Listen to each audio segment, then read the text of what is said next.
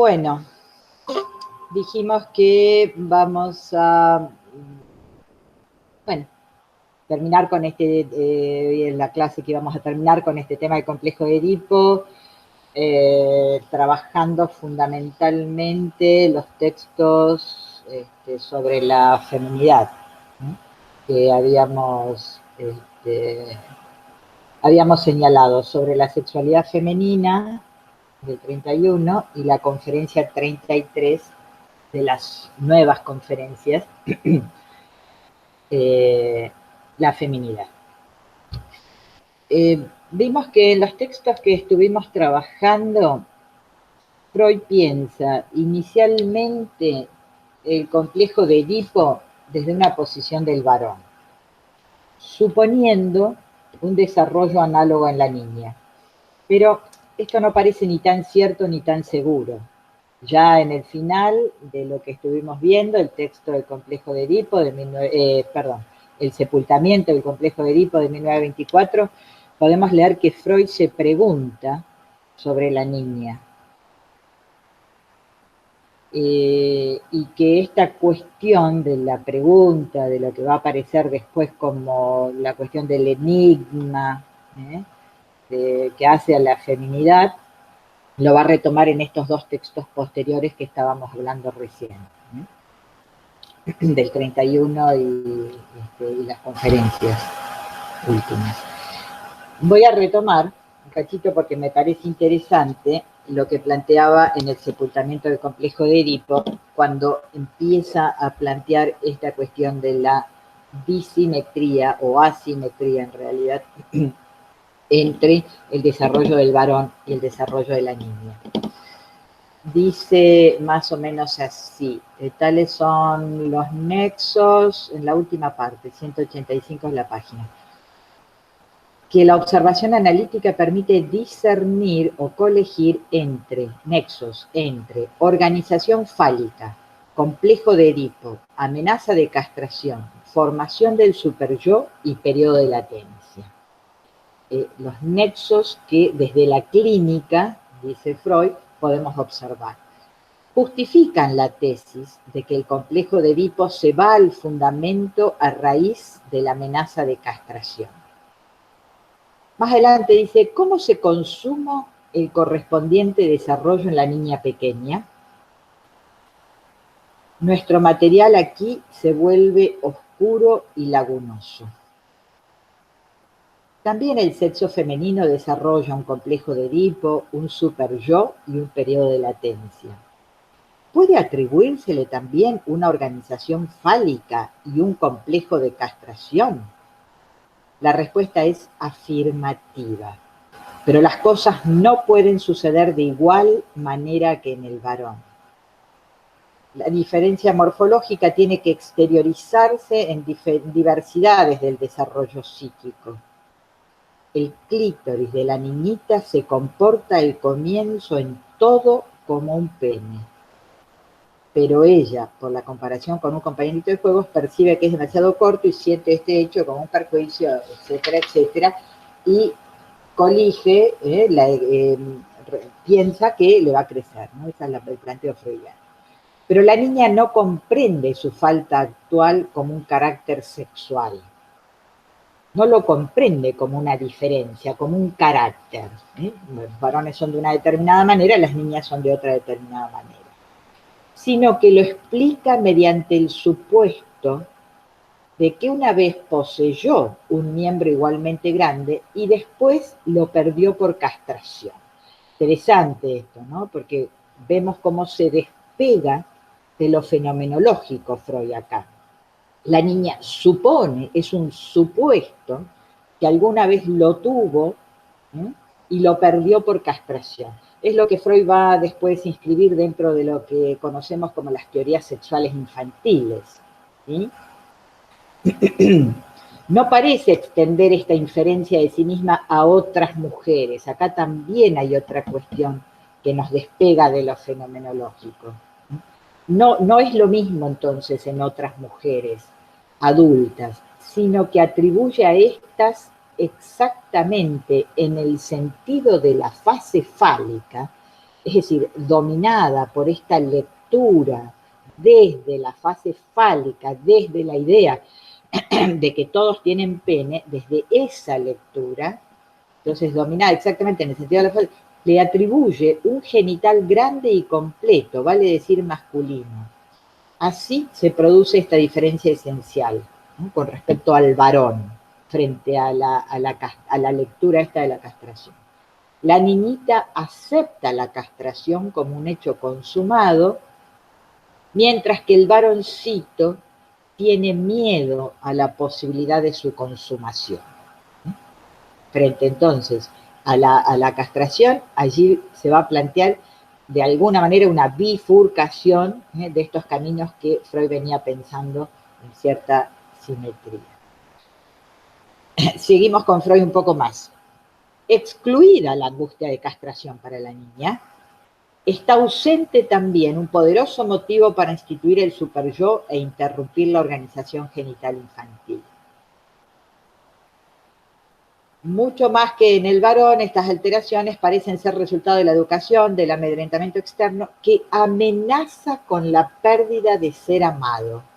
Allí también vamos a observar una diferencia, ya la vamos a desarrollar con respecto al varoncito, ¿no? La amenaza, ¿cómo se inscribiría en la niña?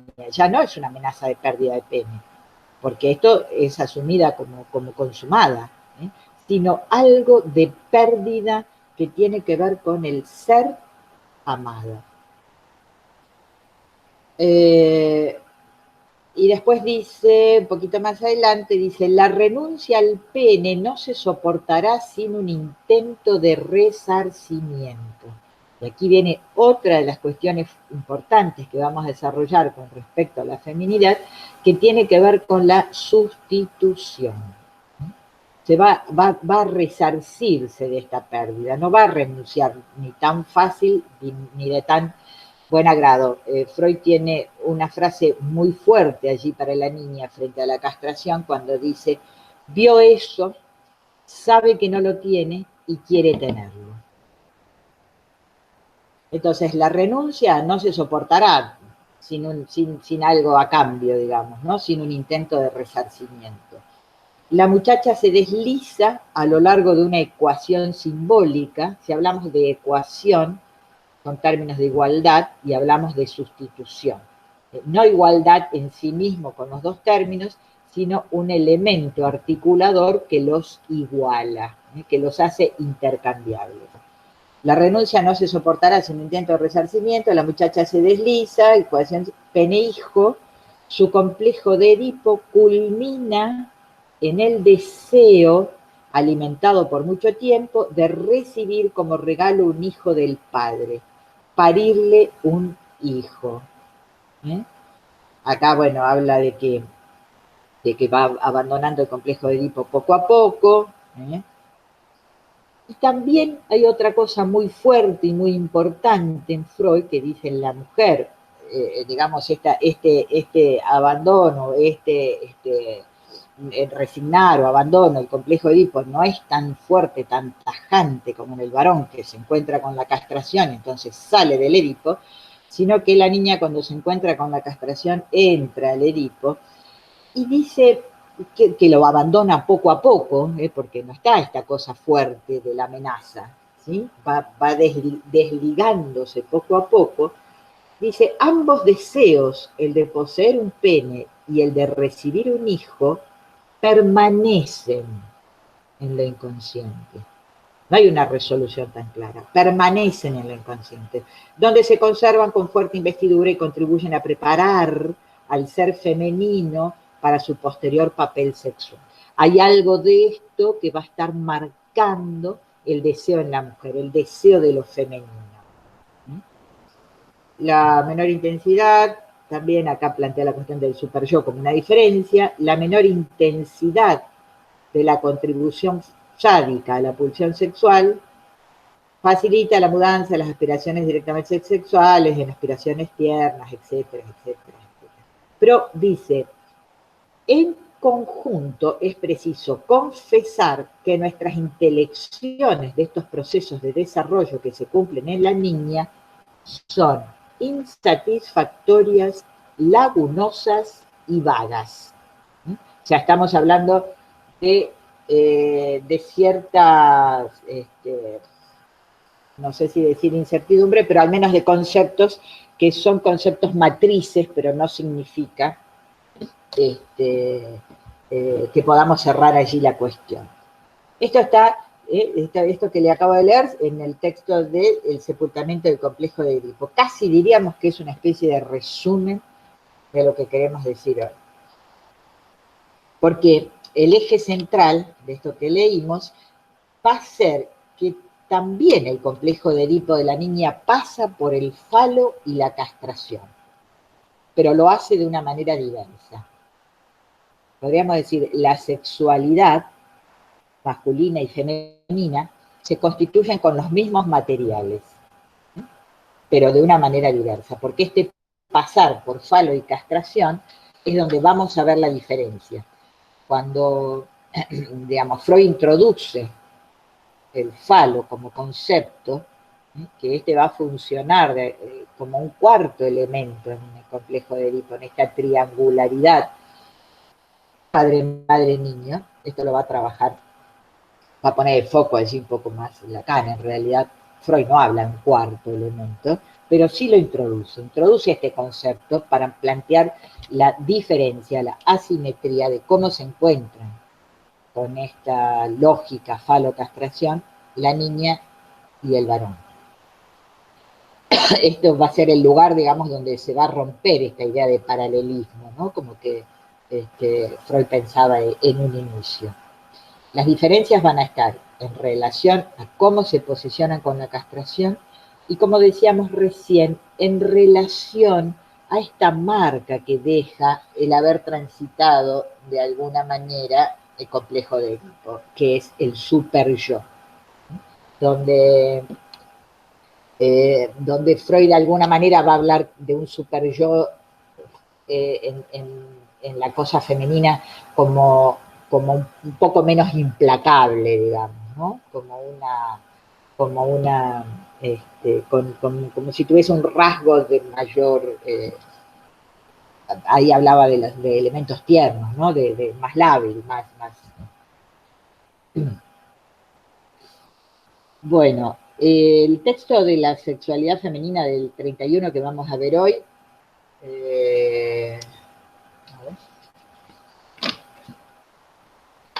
que sí, sobre la sexualidad femenina, Freud desde el inicio nos advierte, nos pone sobre aviso de cierta complicación en el desarrollo de la sexualidad femenina, que, como decíamos, no va a seguir los pasos del desarrollo en el varón.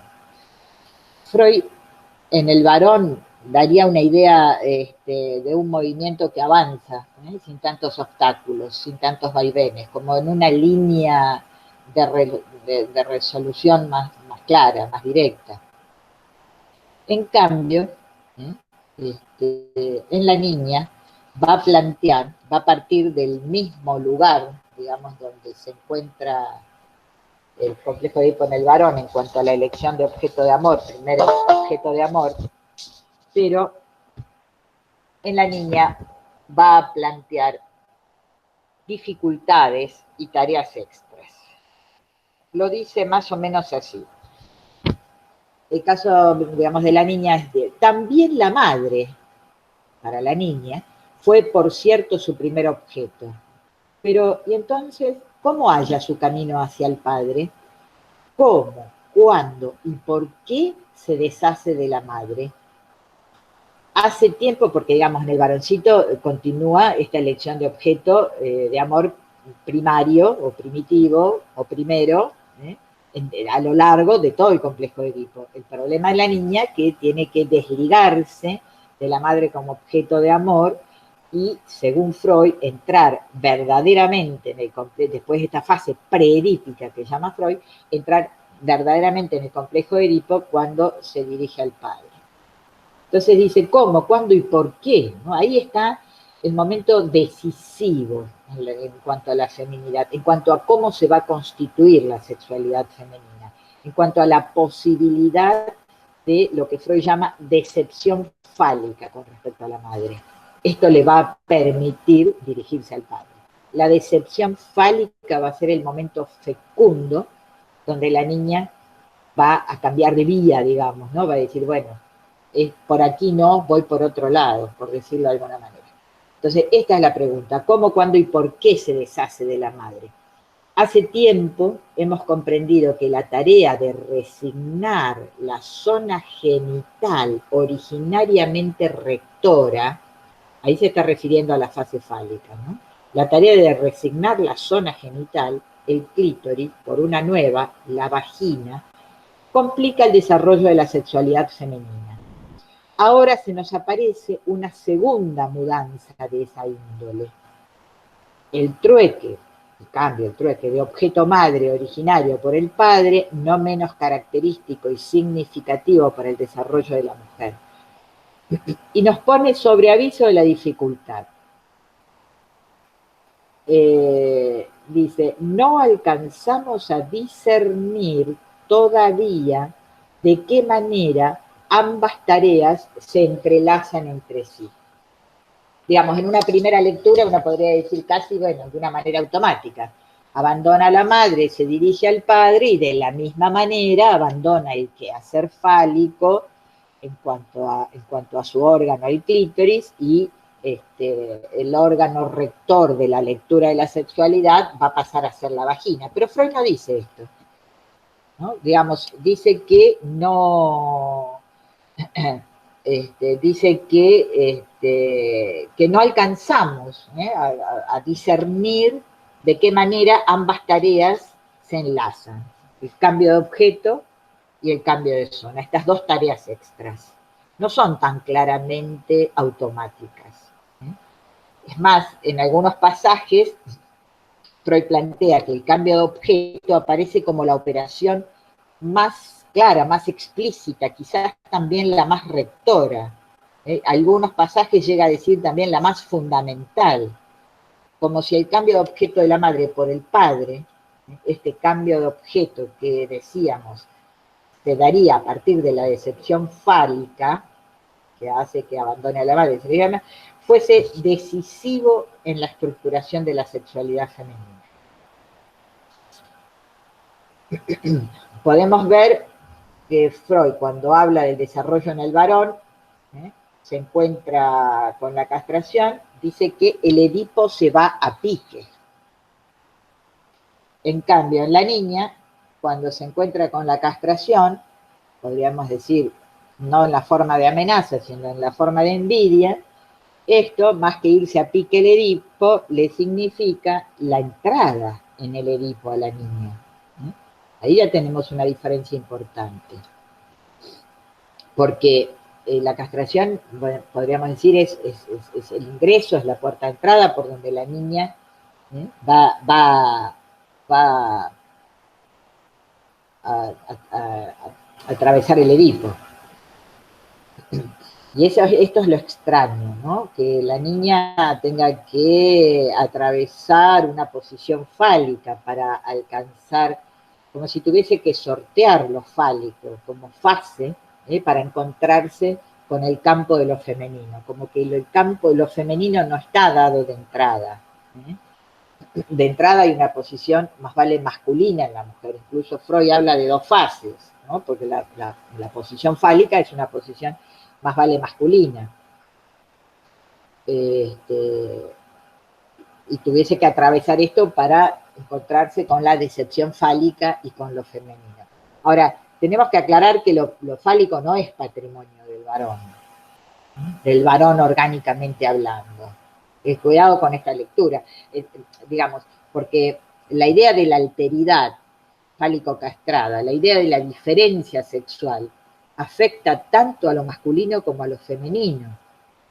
Para los dos sexos, podríamos decir, el falo es ese objeto imaginario alrededor del cual se tienen que posicionar. Y esto es lo que va a permitir el Edipo, las identificaciones, plantear la cuestión de la castración, esta marca que queda con respecto a la castración y a la ley en el superyo. Ahora, la mujer tiene que ir a esta posición fálica para registrar una pérdida. Es la única, la mujer y el varón, es la única manera de registrar una pérdida. Para leer lo anatómico, la diferencia, el cierto dato anatómico, como una falta que no está en lo real del cuerpo. Para leer una falta donde no falta nada, decimos siempre, ¿no? Una falta donde no falta nada, pero una falta que en lo psíquico no es del orden de lo perceptivo, es del orden de una construcción estructural. En lo psíquico, esta falta va a ser ordenadora,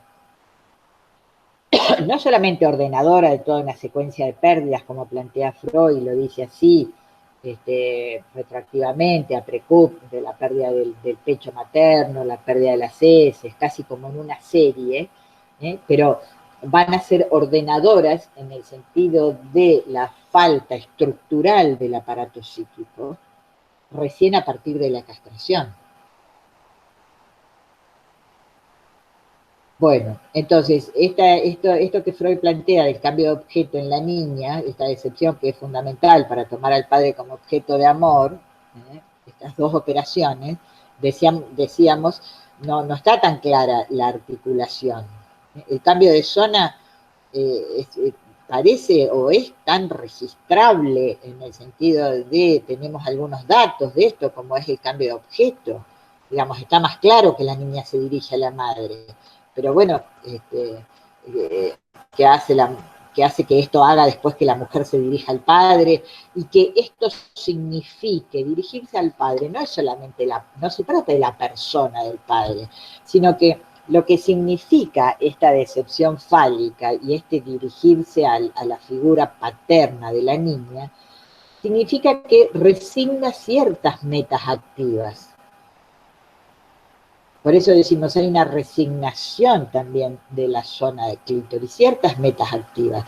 Hay allí una operación de sustitución, donde esta idea extraña de la madre fálica que cae, la va a dirigir al padre como una promesa, como un pedido. Pero allí también tenemos la idea de sustitución, porque va a sustituir pene por hijo, en esta ecuación simbólica que plantea Freud respecto al inconsciente. Lo que le va a pedir al padre en primera instancia no va a ser tanto un pene, sino un hijo. Una sustitución para la feminidad que es, podríamos decir, una operación fundamental. Es más, Freud plantea que este sería el camino normal de la mujer.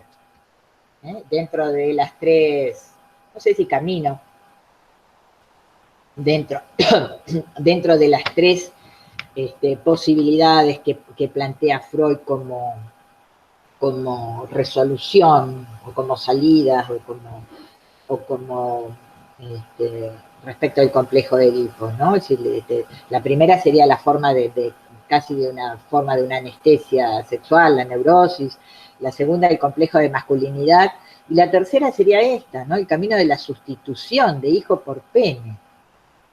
Y habla de cierta normalidad. Pero bueno, quiero decir, ¿no? Porque aquí también hay parámetros de la época, está en discusión, y habría que, de alguna manera, separar un poco la paja del trigo en cuanto a qué es del orden de lo epocal, ¿no? De que tiene que ver con, no sé, 100 años atrás, la mirada sobre la mujer era absolutamente distinta, ¿no? Incluso el lenguaje también. Entonces, bueno, pero hay que separar lo que es del orden de lo estructural, ¿no? Como que podríamos decir, a ver, la idea que podríamos decir es que estamos planteando desde lo inconsciente como estructura de trabajo del aparato psíquico, que no alberga otra forma de inscripción de la diferencia de sexo, sino es a través de la cuestión fálica, a través de estos conceptos que estamos trabajando. Y para la niña, la operación estructural, para que se produzca una salida del Edipo por la vía de las identificaciones del superyo, es la sustitución. ¿Sí? Esta sustitución pene-hijo está sostenida, decíamos, por este concepto del falo, que partimos de una idea de un falo imaginario, en el sentido de que es un objeto pero no tiene nada de objetal. Es un objeto que permite leer una falta.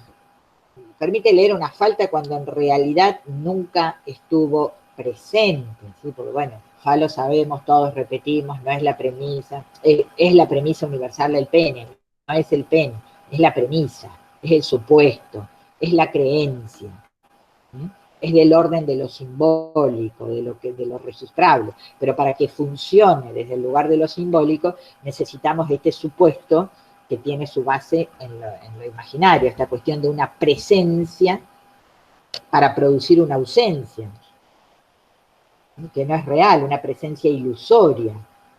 Este juego de presencia-ausencia, falo-castración, que es más del orden de una exigencia fálica, de una presencia en el sentido de que debería estar donde no está. Y entonces la niña dice, ha sido removido, me lo han quitado.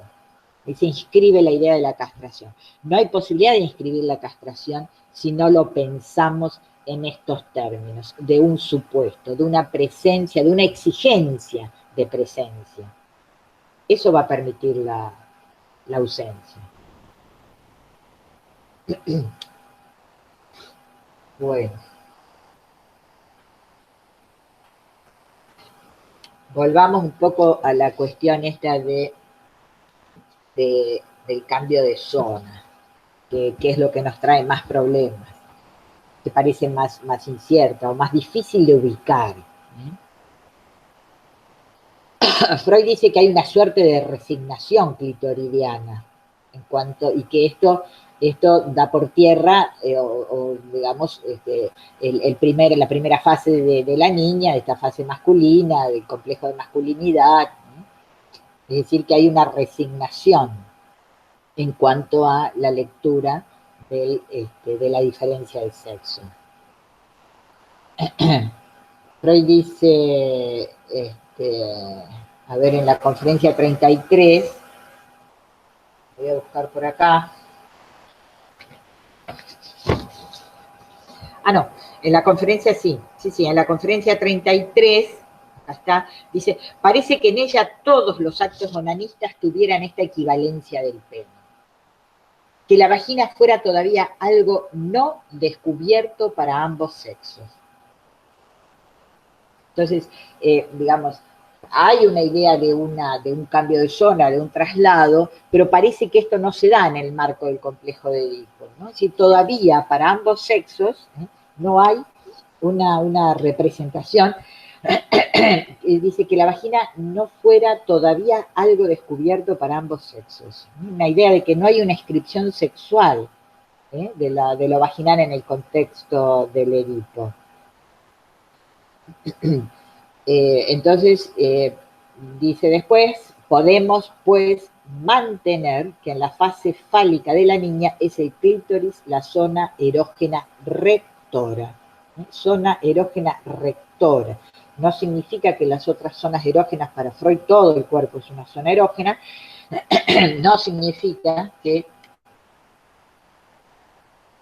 no haya multiplicidad de zonas erógenas, pero la zona erógena rectora para la niña va a pasar por el clítoris.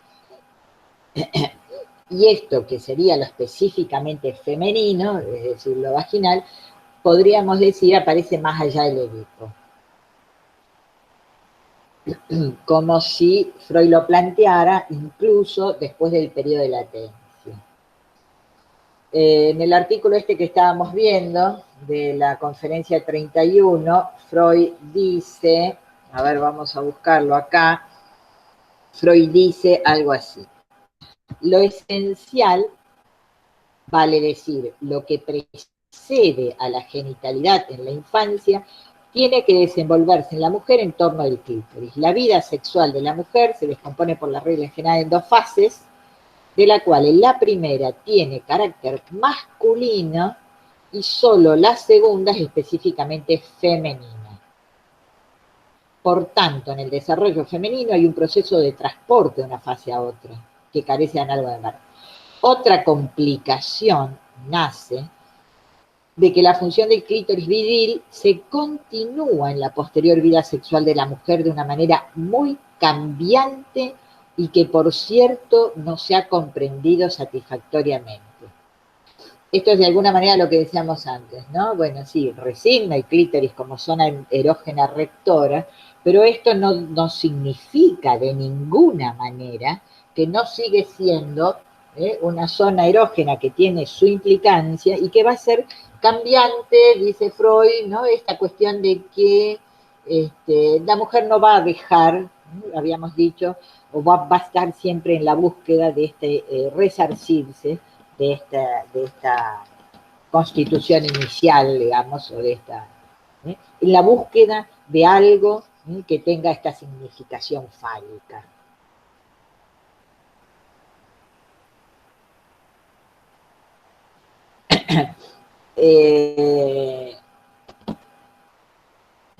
Y la otra cuestión que habíamos dicho es, a ver si sigue acá algo más que les quería leer. Sí, habíamos dicho entonces que esta cuestión de la renuncia al pene no es ni tan clara ni tan decisiva. A esto, al deseo, no es al pene, es al deseo. Y después dice, paralela a esta primera gran diferencia, corre la otra en el campo del hallazgo de objeto. Ya lo dijimos, para el varón y la madre, el primer objeto de amor, para el varón, la madre deviene el primer objeto de amor, a consecuencia del suministro de alimento, del cuidado del cuerpo. Bueno, pero también en el caso de la niña tiene que ser la madre el primer objeto. Es que las condiciones primordiales de la elección de objetos son idénticas para ambos. Partimos de un lugar de estar a la par, con esta cuestión de que es la madre el primer objeto de amor. Pero al final del desarrollo, el varón padre debe haber venido el nuevo objeto de amor para la niña. Vale decir, al cambio de vía sexual de la mujer tiene que corresponderle un cambio de vía en el sexo del objeto de amor que elige. Bien, entonces aquí, como estamos viendo, Freud nos plantea una complejidad en el desarrollo en la niña en cuanto a estas dos tareas extras. Y que el principal factor tendría relación a cómo se posicionan frente a la castración cuando la niña lo acepta como consumado. Y de esta manera va a producirse este extrañamiento con respecto a la madre. Porque la niña le reprocha, hay grandes reproches que la niña le hace a la madre, Freud hace una serie de reproches, cualquiera de ustedes, si es madre o cuando va a ser madre, van a escuchar muchos reproches de la hija de ambos, pero bueno, la niña tiene una serie de reproches más fuertes, porque le reprocha no haberla dotado del genital correcto, es decir, de haberla parido mujer. Vemos siempre en la clínica, observamos, digamos, cuando la niña empieza a hacerse mujer, esta especie de cuestionamiento al ser mujer de la madre, ¿no? Es decir, nunca voy a ser una mujer como vos, ¿no? Nunca voy a ser como vos. Aquí podríamos de alguna manera ver una especie de resabio de estos reproches. ¿Por qué? Porque de alguna manera la niña va a captar esta falta o esta cuestión de lo que no está como una especie de universalidad de la condición de lo femenino. Porque entonces los reproches van a estar dirigidos a la madre y no al padre, porque en tanto el supuesto es que su madre no podrá darle aquello de lo cual ella carece, en el sentido de universalidad de lo femenino, la falta o la pérdida o la castración. En ese sentido también para la niña cae la figura de la madre fálica, que también esto sucede en el varón, ¿no? Pero en el varón por otra cuestión, en el varón para irse, como irse a pique el Edipo, ¿no? Cae también en la niña esta figura de la madre fálica, que después, bueno, la madre con pene, que después Lacan lo va a trabajar, lo vamos a ver después, como primer tiempo del Edipo. Entonces, en ese sentido, hay allí una razón clara por la cual hay el cambio de objeto, con la cual se dirige al padre, con la esperanza de obtener, habíamos dicho, un hijo. ¿Por qué? Porque un hijo también, un hijo en sustitución del pene, es algo que supuestamente este padre ya le ha dado, o ya le ha brindado, en el sentido de le ha donado a esta madre, en el sentido de que ella misma está, ella o sus hermanitos o los hijos o cuanta otra cosa puede hacer, está en ese lugar, o ha estado en ese lugar de falo para completar o para esta cuestión de la madre. Entonces, parecería ser, decíamos, que este cambio de objeto es un cambio más fuerte, es el cambio rector en el Edipo femenino, y que el cambio de zona vendría a encerrar lo que Freud, casi como en la idea un poco del límite del Edipo, como que no pudo resolver dentro del desarrollo del Edipo. Hay algo de esto que trasciende los desarrollos de problemas del Edipo, que no encuentra este marco simbólico de cómo se registra esta cuestión, cómo se registra esta zona erógena vaginal, sin tomarlo de allí desde una idea de que haya que hacer un ejercicio desde lo real, ¿no? Entonces, esto que queda como dificultad, que queda como enigma, la mujer como enigma, que tiene que ver con lo que la sexualidad femenina se puede presentar como la máscara, como la posibilidad de fingir. La mujer puede, en todo caso, a través de una serie de recursos, fingir el orgasmo. Esto no es posible para la masculinidad, para el hombre, ¿no es cierto? Hay algo allí de lo enmascarado, de lo que se puede fingir, de lo que tiene la forma del enigma, de este lugar, de lo más femenino, que plantea la dificultad de encontrarle en lo inconsciente alguna forma de registro.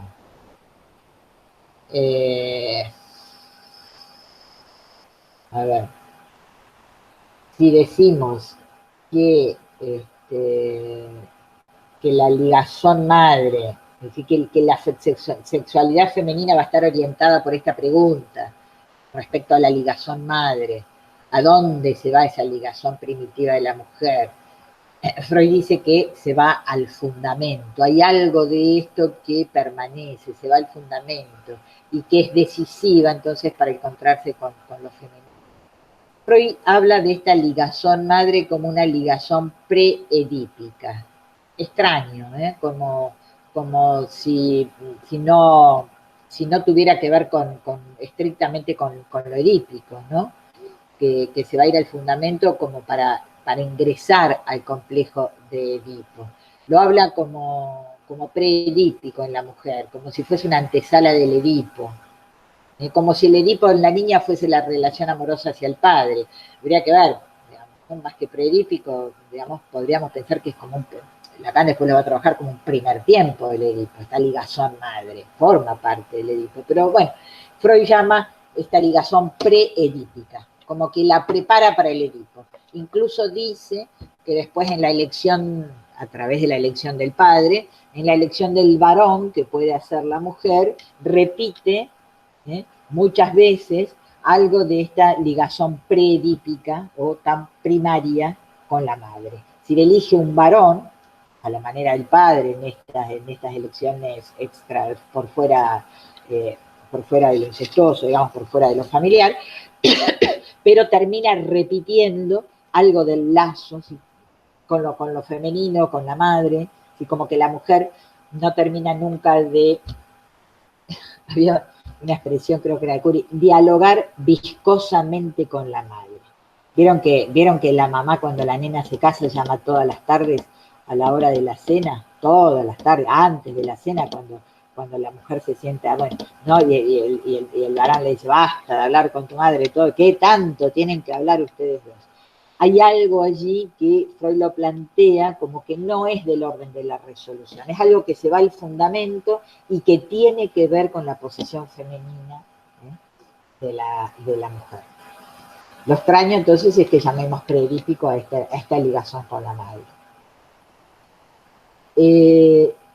Bien, esta cuestión del encuentro de lo femenino con la castración, ¿lo hace o tiene la forma de la amenaza? ¿Lo hace como una especie de amenaza, como podríamos plantearla en el varón? Habíamos dicho que la figura imaginaria de la castración, donde recae, digamos, esta figura de la castración, esta operación, más que figura, esta operación de la castración, recae sobre el órgano masculino, que es específicamente, digamos, lo que marca la diferencia en cuanto al varón. Y que en el varón esta operación lo expulsaba el Edipo, en donde tiene que elegir entre el pene, su interés narcisista por este órgano, o renunciar a la madre. El niño, en su desarrollo hacia la masculinidad, obviamente, elige conservar el pene y renuncia a la madre. Si elige a la madre, estamos ante las especulaciones, entre comillas, de lo que podríamos llamar una estructura de la homosexualidad. Bueno, volvemos. ¿Hay amenaza de castración en la mujer? Podríamos decir que no tiene la forma de la amenaza, pero sí podríamos decir que hay angustia. Hay angustia. No propiamente podríamos llamar la angustia de castración. Entonces, como habíamos planteado al principio, tendríamos que encontrar dónde en el desarrollo de la mujer se encuentra este rasgo, un rasgo de la angustia que tiene lo temporal, la inminencia de algo que se está por perder. Esto en un sentido estructural tiene la angustia esta forma, ¿no? La inminencia. No es algo que sucedió, no es algo que sabemos de qué se trata. La angustia habitualmente, decimos, bueno, no tiene objeto, habitualmente es algo del orden de cierta anticipación. Este es el rasgo de la angustia, algo anticipatorio. Como este rasgo, digamos, que en el varón sí lo podemos distinguir como angustia de castración, como la matriz, la angustia de castración. ¿Y qué reconocemos de esto en la mujer? Tendríamos que ir a buscar, Freud plantea como un tiempo anterior, ¿sí? Porque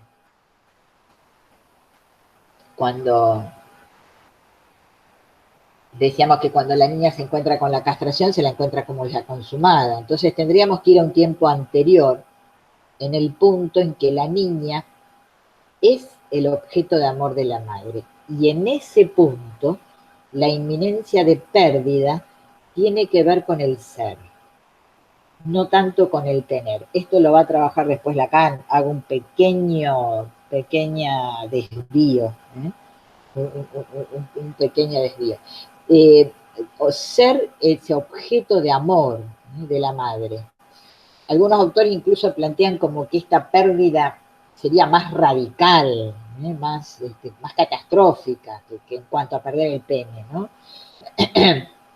Que no es tanto el temor a perder el pene, sino es el temor a perder algo del ser amado, decía Freud hace un rato que leíamos, ¿recuerdan? El ser amado, la pérdida en la mujer se va a inscribir como algo del orden del ser amado. Pues que con ser amado por la madre, obviamente, primer objeto, ¿no? Lo retoma incluso algunos autores como una especie de partición, ¿no? En lo femenino, esto de partición, de perder algo, de quedar dividida, de quedar partida, de quedar,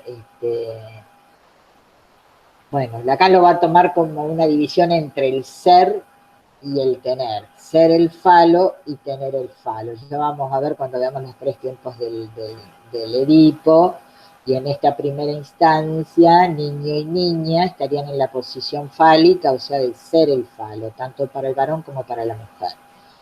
Y después, bueno, en el segundo tiempo, en el tercero, pasa del ser al tener, ¿no? Entonces, esta angustia que habíamos reconocido en el varón, en cuanto pueda perder el falo, estaría aplicado en la niña, no tanto al objeto, sino a esto que se plantea en la ligación con la madre, perder ese lugar de objeto de amor. Esto, esto hace, esto hace a las complicaciones de la sexualidad femenina, no a una estructura clara y transparente. Esto hace a las posibles explicaciones con respecto a cómo se inscribe en la niña la cuestión de la castración. Ahora, hay otra pregunta también que nos parece interesante que podemos retomar, que tiene que ver con, la pregunta es, ¿hay libido femenina? Si la libido, ¿podríamos hablar de libido femenina, libido masculina? Freud dice en la conferencia 33, dice, existe solo una libido, que es puesta al servicio tanto de la función masculina como femenina. No podemos atribuirle un sexo, ¿eh? Y finalmente dice, hablar de libido femenina carece de sustento. Entonces acá volvemos a la dificultad, a la cuestión, a la pregunta, digamos, ¿cómo podemos pensar la representación de este órgano femenino, digamos, no porque sea el único, ¿no? Pero bueno, la vagina, ¿sí? En el periodo del Edipo. Decíamos que como aparece desplazado, como que dentro del complejo de Edipo no podríamos dar cuenta, desplazado incluso hasta después del periodo de latencia. Como si algo de este erotismo genuinamente femenino no se pudiera explicar dentro del complejo de Edipo. Como que la erotización que tiene que ver con el complejo de Edipo como cuerpo, como sexuado, como que depende del complejo de Edipo. Freud dice, una de las funciones importantes, estructurales del complejo de Edipo es la definición, no sé si podemos llamarla definición, pero sí el posicionamiento desde lugares masculinos o femeninos, que tampoco son tan claros ni tan estrictos, ¿no? Pero bueno, ese posicionamiento, esa erogenización, esa erotización del cuerpo como sexuado, depende del complejo de Edipo. Y si la libido tiene que ver con representaciones, la libido, como la estuvimos viendo, ¿no? Como esta energía sexual psíquica que empuja a lo representacional, no nos tiene que extrañar que Freud hable de que no hay representación de lo femenino, no hay representación tampoco de la muerte. En el aparato psíquico, esta idea de representación psíquica, de lo genuinamente femenino, como si lo femenino planteado de esta manera, en cuanto a la diferencia de sexos, va a estar atravesado por lo fálico. El Edipo mismo es un registro de lo fálico, y la mujer sin lo fálico no puede constituirse.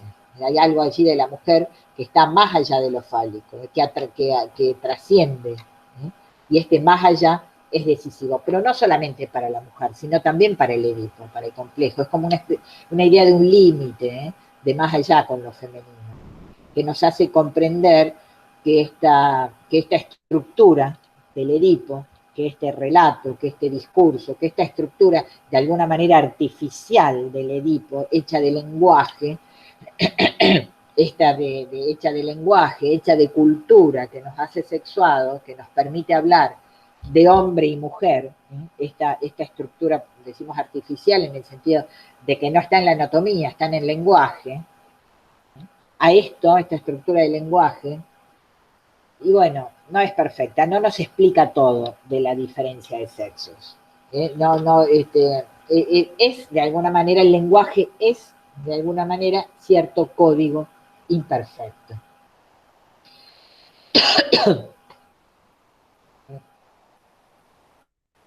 Vamos terminando, porque ya llegamos más o menos a un tiempo que la escucha de ustedes se cansa.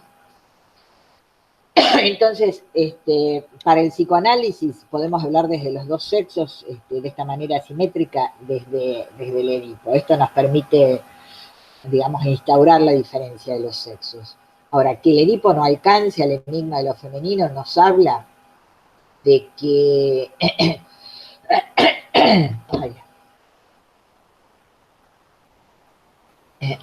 y cuestiones que están siendo actuales, de alguna manera nos habla de que en esta estructura del lenguaje que tenemos para explicar la diferencia de sexos hay algo, podríamos decir, de lo que no abarca, no sé si diría defectuoso, pero algo que no es perfecto, es decir, está en relación esto que aparece como límite, como pregunta, como enigma.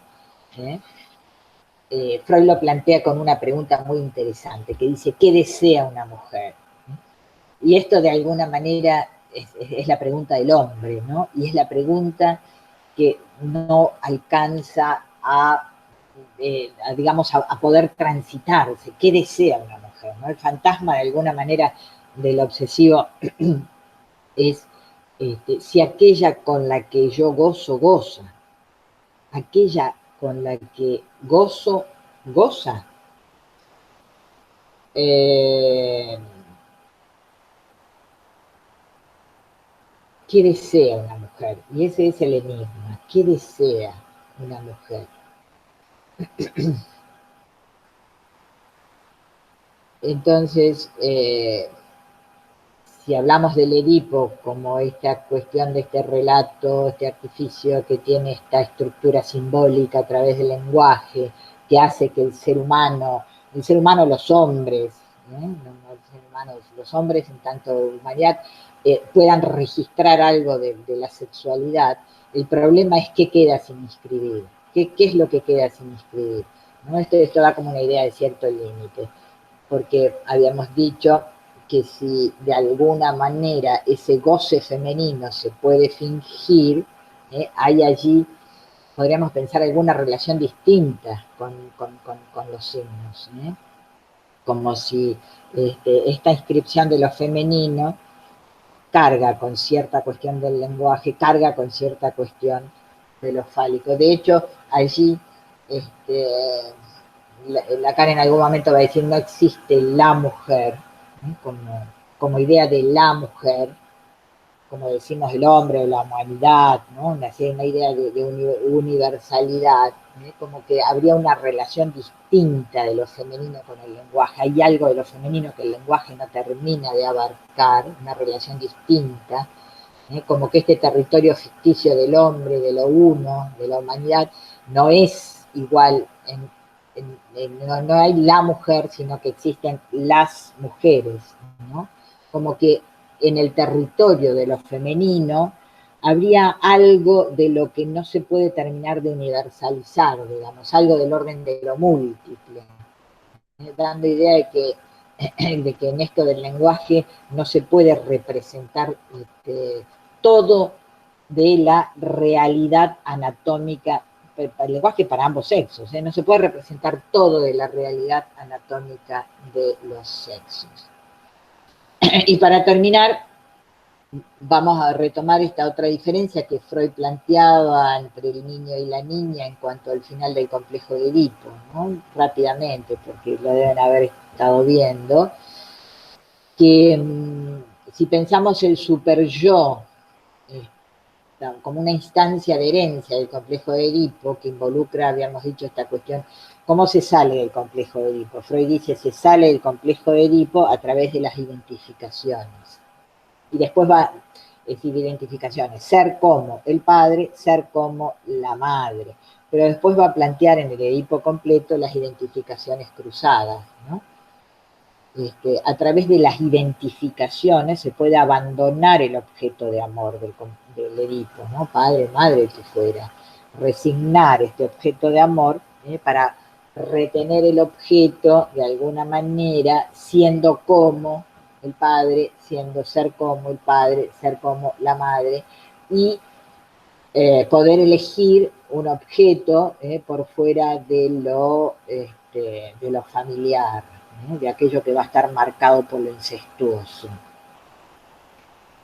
Esto entonces va a tener este super yo, esta marca del final de vamos a plantear allí la formación del super yo dentro del yo, esta marca del final del complejo de Edipo, va a tener una idea de legalidad. Aquí con los personajes de lo endofamiliar no se puede ejercer la sexualidad. Hay que lo expulsa a buscar un objeto de amor, el final del complejo de Edipo, después del periodo de latencia, y por supuesto, cuando vuelva digamos, va a tener esta reedición, pubertad, la sexualidad, un objeto de amor por fuera de lo familiar. Entonces va a tener una idea de legalidad. Va a estar permitido lo que no está prohibido. La legalidad no es solamente prohibición. En tanto haya prohibición, hay permitido. En una dieta tenemos permitidos porque otra cosa está prohibida. Pasaría lo mismo aquí en cuanto a este rasgo de inscripción en la cultura, en la cuestión de ciertas, de ordenamiento, de cierta legalidad que ordena. Y estas identificaciones que tienen que ver con el final del Edipo, podríamos decir en el hombre, Freud da la idea de que como es más tajante la salida, es más, se va a pique a partir de la castración, esta relación con la cultura, esta manera de verse con lo cultural, con estas identificaciones, le permite esta salida del Edipo, ser como el padre para tener algún día una mujer como la madre, pero que no sea la madre, como la madre. En cambio, Freud supone que si lo que la hace salir del Edipo a la mujer, bueno, no es tan perentorio, no es tan apremiante, no hay angustia de castración, entonces el modo en que va a inscribirse en este plano de identificaciones posedípicas me parece ser más lábil, menos atada a la cultura, como que tiene una relación con estas representaciones, no tan implacable, de otro ámbito. Esto no podemos hacer una lectura ingenua, obviamente tiene un sesgo desde lo social, en cuanto Freud escribe en 1930, casi 100 años atrás, ¿sí? Freud es un hombre de su época, esto siempre atraviesa el discurso, necesariamente, ¿sí? Pero lo interesante del planteo freudiano es que nos permite sostener la pregunta, y esta pregunta es de la clínica, y esta pregunta aparece en la clínica, sobre cuál es el modo en que la mujer se relaciona, la mujer o el rasgo femenino del aparato psíquico, se relaciona con estos aparatos culturales, con el tema de la justicia, con el tema del lenguaje, cómo se relaciona incluso con el tema del dinero, como un elemento que tiene que ver con cierto ordenamiento, cómo se maneja, qué posición de lo que la mujer hace con eso, cómo hace con eso, de qué manera hace con eso. Es una manera diferente a lo que hace con eso, del orden de cierta inscripción fálica el varón. Y queda esta pregunta, que me parece que es interesante que la podamos seguir sosteniendo, que no demos cerrado aquí, queda esta pregunta de la diferencia en cuanto a cómo se relaciona con este plano, con el plano, queda esta diferencia para trabajar, queda esta diferencia para seguir pensando, cómo esto de lo femenino se relaciona con el plano de la cultura y de la legalidad, sobre todo, ¿no? de la relación a la ley. Bueno, hasta acá lo que yo quería plantearles, como para dejar el tema del Edipo, que entiendo también lo han trabajado mucho en los prácticos y está en los teóricos, que sería bueno que estén escuchando. Y nada, detengo la grabación y vamos a las preguntas.